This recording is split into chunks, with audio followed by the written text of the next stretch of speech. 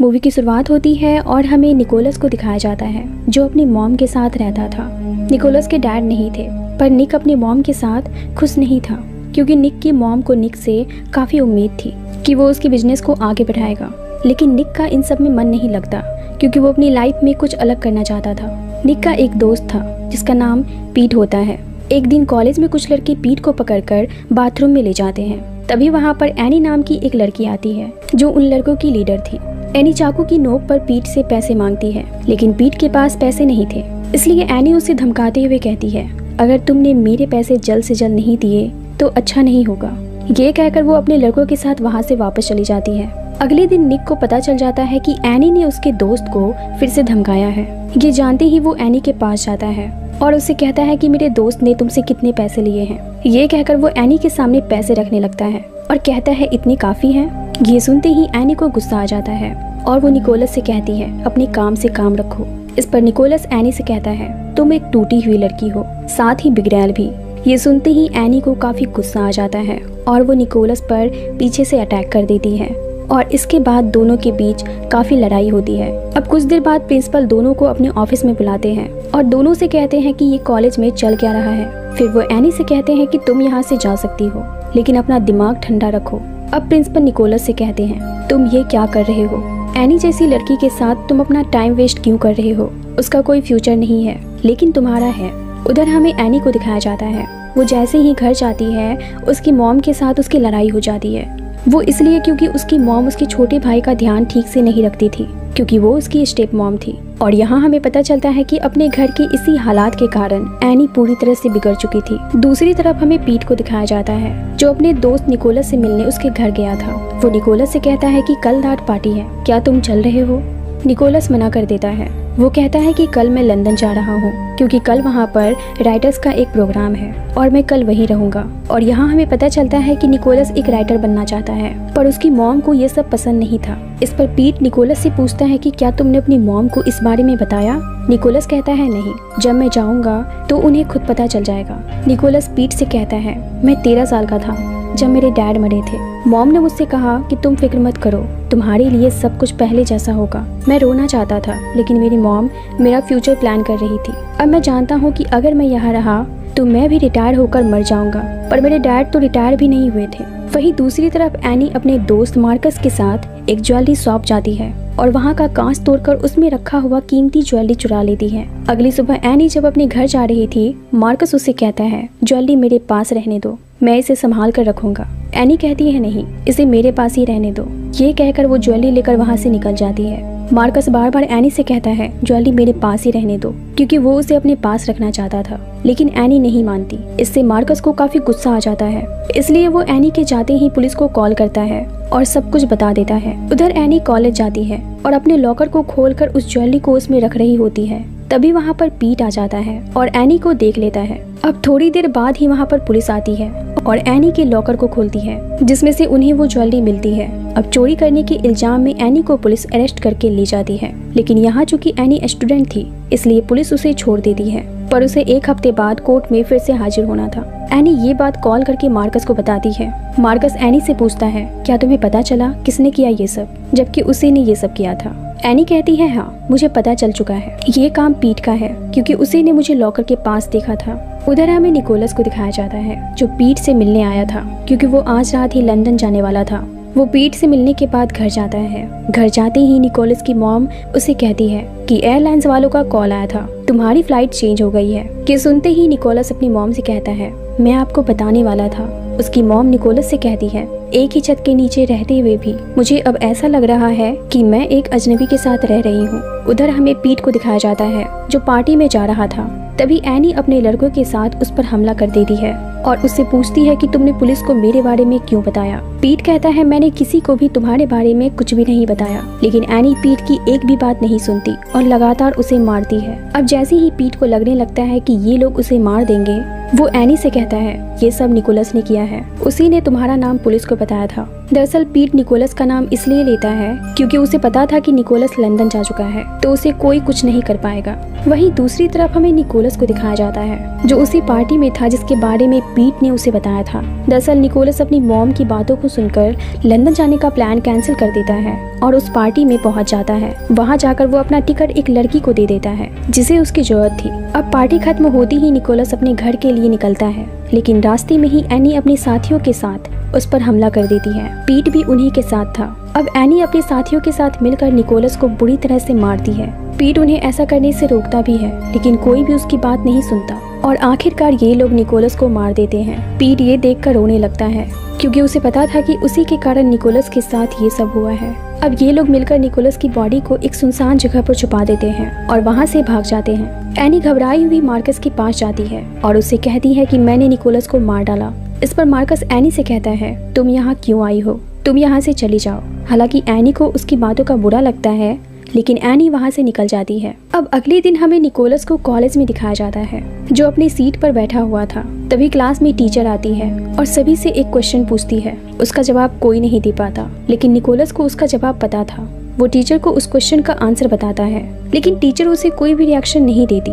ये देखकर निकोलस को थोड़ा अजीब लगता है और तभी उसे पता चलता है कि क्लास में कोई भी उसे नोटिस नहीं कर रहा है। अब वो सभी से कहता है कि तुम लोग मेरे साथ कोई मजाक कर रहे हो, लेकिन इसका भी रिप्लाई उसे कोई नहीं देता। अब वो जोर से चिल्लाता है और सबके पास जाकर हाथ हिलाकर इशारा करता है, लेकिन वो नोटिस करता है कि कोई भी उसे ना तो देख रहा है और ना ही सुन रहा है। अब निकोलस टेबल पर रखे हुए एक बुक को उठाकर जोर से सामने मारता है और दूसरे ही पल वो जैसे ही टेबल पर देखता है वो बुक वहीं पड़ी हुई थी। अब निकोलस की टीचर सबसे कहती है कि इसका जवाब निकोलस दे पाता, मगर वो अभी है नहीं, तो इसके बारे में तब बात करेंगे जब वो क्लास में होगा। ये सुनते ही निकोलस हैरान हो जाता है। अब वो जल्दी से जाकर अपनी मॉम को कॉल लगाता है। रिंग हो ही रही थी कि तभी वहाँ पर प्रिंसिपल आ जाते हैं। फिर अचानक फोन की घंटी बजती है। प्रिंसिपल फोन उठाकर बात करने लगती है। निकोलस देखता है कि वो फोन जिसे उसने उठाया था वो फोन प्रिंसिपल के हाथ में है, मतलब कि निकोलस के हाथ में फोन था ही नहीं। वो सुनता है कि फोन पर उसी की मॉम है जो प्रिंसिपल से पूछ रही थी कि निकोलस कल रात से घर नहीं आया है। प्रिंसिपल कहते हैं मैं क्लास में देखकर आपको बताता हूँ। अब निकोलस वहाँ से भागता है। भागने के दौरान वो एक लड़की से टकरा जाता है और दोनों गिर जाते हैं, लेकिन जैसे ही निकोलस पलटकर उस लड़की को देखता है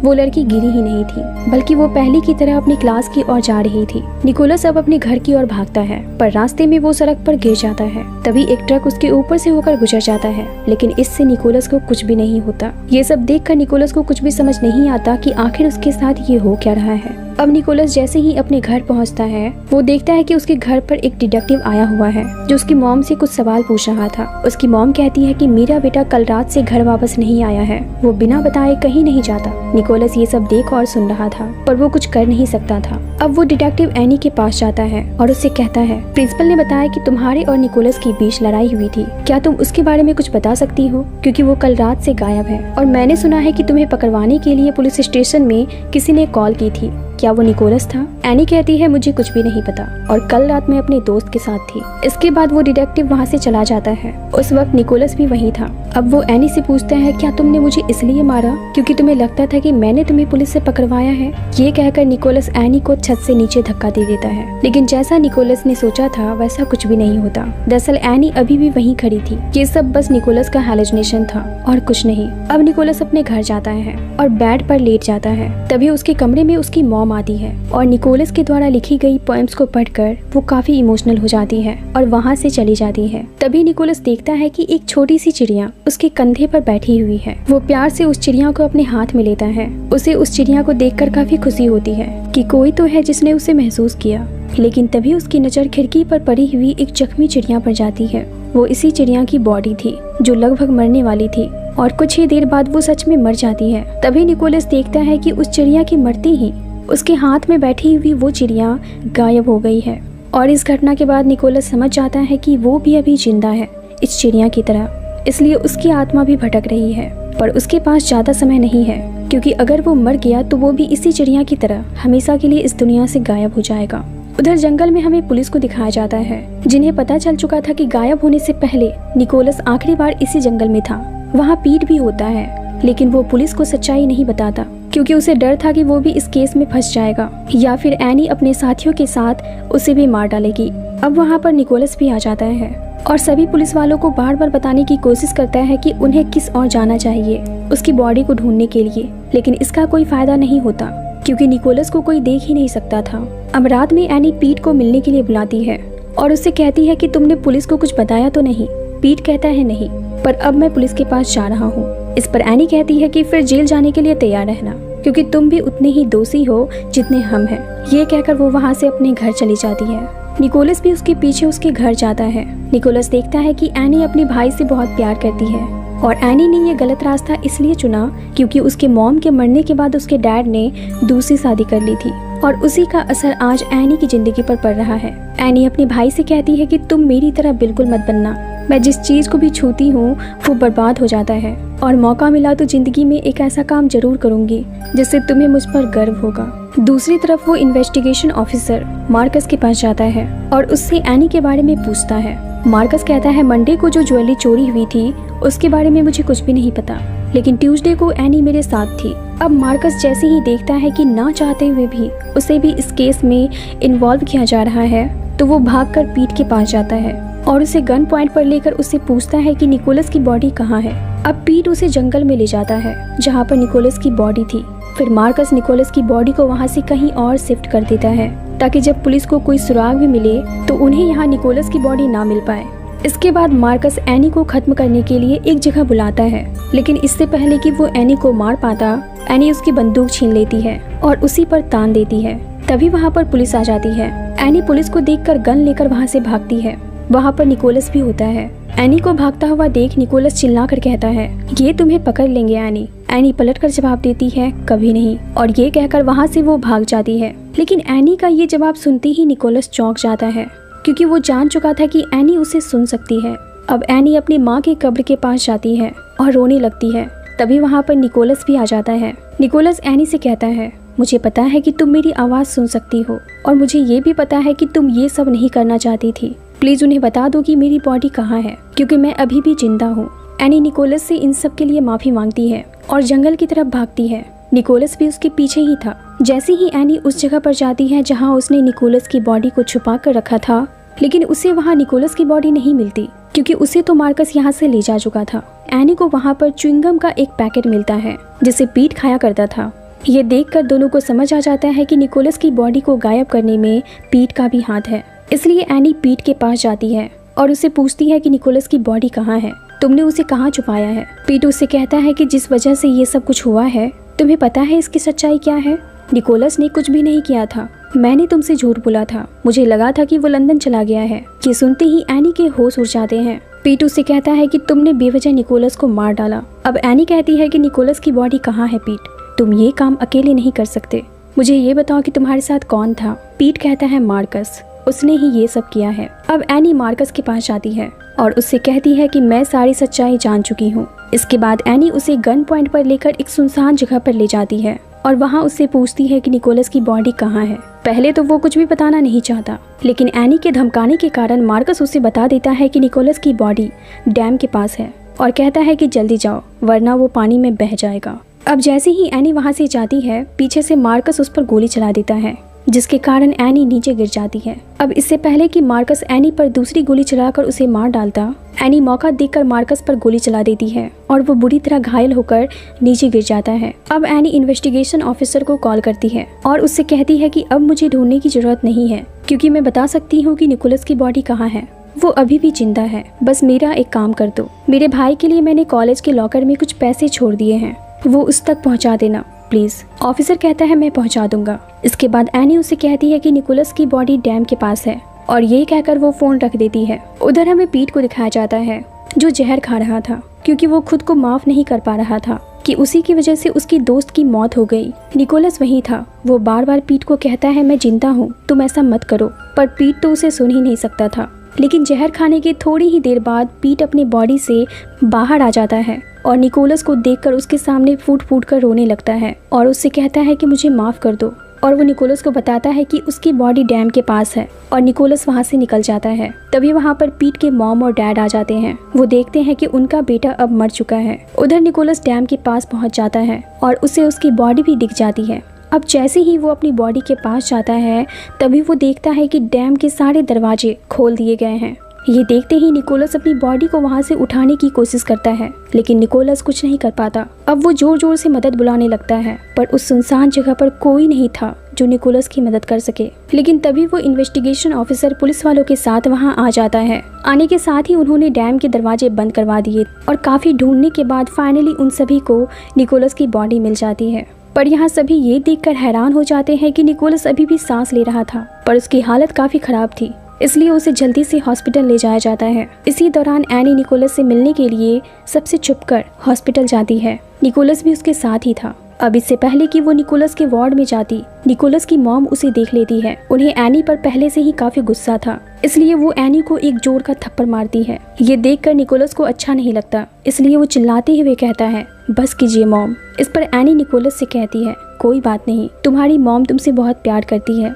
ये सुनते ही निकोलस की मॉम उससे कहती है, तुम ये क्या कह रही हो? निकोलस एनी से कहता है कि इन्हें बताओ, मैं यहाँ हूँ। अब एनी उसकी मॉम से कहती है, निकोलस यही है और वो सब कुछ देख और सुन रहा है। निकोलस की मॉम कहती है, ये तुम क्या बकवास कर रही हो, मैं तुम पर विश्वास नहीं करती। इस पर निकोलस एनी से कहता है, तुम इन्हें बताओ कि मेरे गायब होने के बाद वो मेरे कमरे में आई थी और जिंदगी में पहली बार इन्होंने मेरी लिखी हुई एक पोएम पढ़ी, लेकिन पोएम पूरा करने से पहले ही काफी इमोशनल हो गई। मैं उस वक्त वहीं था और इस वक्त मैं यहाँ हूँ। और कहता है कि डैड के गुजर जाने के बाद आपने कितना बुरा वक्त देखा है, ये मैं कभी समझ ही नहीं पाया, लेकिन अब मैं सब कुछ समझ चुका हूँ। ये सब सुनने के बाद निकोलस की मॉम एनी से पूछती है, तुम्हें क्या चाहिए? एनी कहती है कि मुझे बस 1 मिनट के लिए निकोलस से मिलना है, मैं उसे वापस ला सकती हूँ। और वो निकोलस की मॉम को अपना जख्म भी दिखाती है। ये देखकर वो एनी की बात मान लेती है। अब एनी अंदर जाती है और वो निकोलस की हालत को देखकर काफी रोने लगती है। फिर वो निकोलस के पास जाकर उससे कहती है,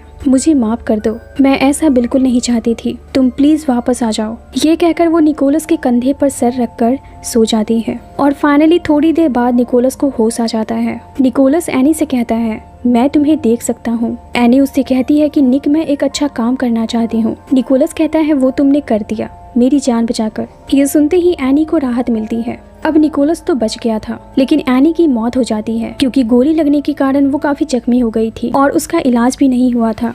इस तरह अपनी जान की परवाह किए बगैर एनी निकोलस की जान बचाती है और अपनी जिंदगी में एक अच्छा काम करने का सपना भी वो पूरा करती है। अब निकोलस ठीक होने के बाद एनी के भाई के पास जाता है। वो प्लेन उड़ा रहा था। वो निकोलस से कहता है कि मैं अपनी बहन के साथ अक्सर यहाँ आया करता था, पर अब वो नहीं रही। निकोलस कहता है कि कोई बात नहीं, चलो हम दोनों मिलकर उसे एक मैसेज भेजते हैं। इसके बाद निकोलस उससे पूछता है, तो तुम एनी को क्या मैसेज भेजना चाहते हो? उसका भाई कहता है, हे एनी। फिर दोनों इस मैसेज को प्लेन पर लिखकर उसे उड़ाते हैं और उसे देखते रहते हैं।